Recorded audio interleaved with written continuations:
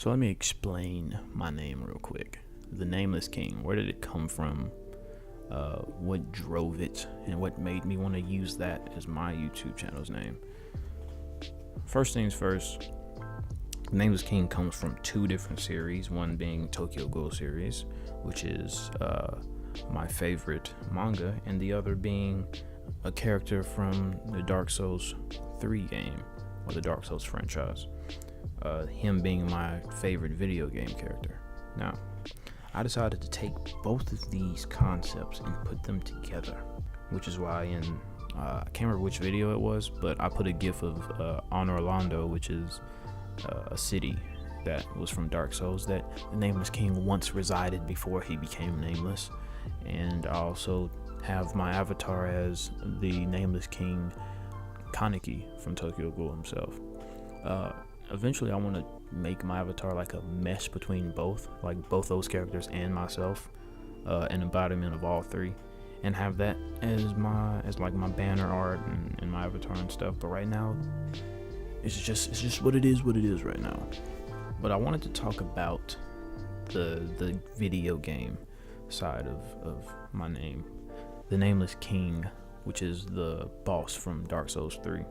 If you've seen my video on how a character shrouded in mystery can almost be one of the hypest characters in a series, whether it's a game or show or anything, I feel like that's definitely one of the main things that Dark Souls 3 thrives in, that I don't think they've ever dropped in any other games, is the types of mysterious characters in them.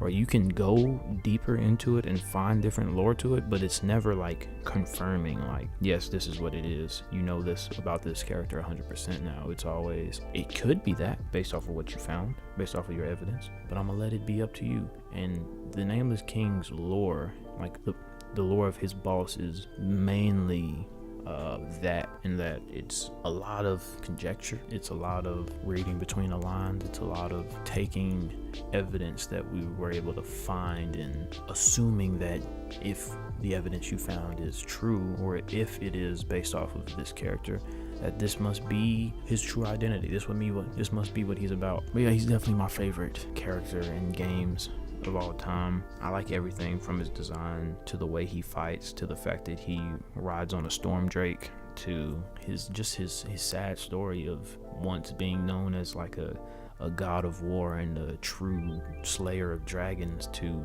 realizing that what they've been doing has only been causing the world to drive further into chaos and turmoil, and having to go against his family, his fellow godship, his many men that looked up to him and were extremely loyal to him, and having to side with what he used to call his enemies, having to side with the very beings he used to kill for all his life and used to be happy doing so. There's also a fan manga on the story of the Nameless King, which a lot of it is like if you're a true Dark Souls fan, then like a lot of it is like, okay, it's clear that like this didn't happen and that this is stretch, but just the concept behind it is very, very interesting, and the art's amazing. I'll link that in the description, and I'll throw it up here so you can look at that.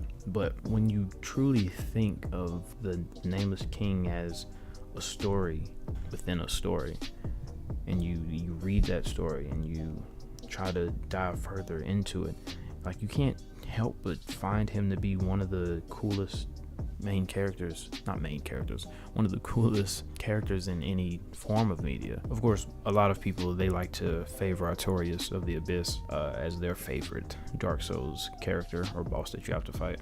I don't know, I've always gravitated towards the Nameless King the most. He's just so cool to me. Even if you're not into the Souls game or any type of fighting game, I'd still recommend that you look into the lore of the game, at least, because even if extremely difficult combat games aren't for you, you'll definitely take a lot out of the story, in particular the Nameless King story. I also find a lot of meaning in the name itself, being someone worthy of having "the" in your title, being someone who is considered a king, having a king of something, being the king of something, while at the same time being nameless. Having your name, having your famous name being erased from history not a shred of memory is left of who you were and the greatness that you had, but your true nature is still what it is. You are still an extremely formidable and worthy being, and you still are a king.